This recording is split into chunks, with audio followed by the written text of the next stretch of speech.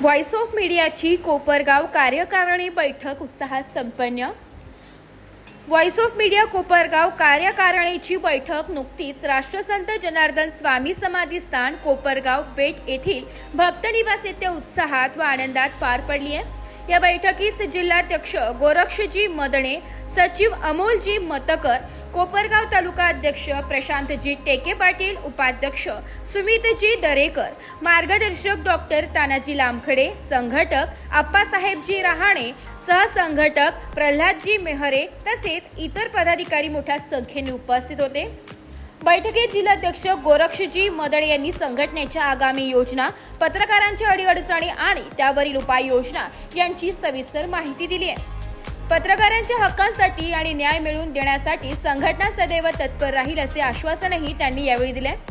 बैठक समाप्तीनंतर महंत स्वामी रमेशगिरीजी महाराज यांनी सर्व पदाधिकाऱ्यांचा शाल व श्रीफळ देऊन सन्मान केला। यावेळी त्यांनी ग्रामीण व शहरी भागातील अन्यायग्रस्त जनतेसाठी पत्रकारांनी सतत आवाज उठवत राहावे आणि जनतेला न्याय मिळवून देण्यासाठी संघटनेच्या माध्यमातून नेहमीच कटिबद्ध राहावे असे आशीर्वादही दिले। या बैठकीत उपस्थित सर्व मान्यवरांच्या सहकार्याने कार्यक्रम यशस्वीरित्या पार पडला।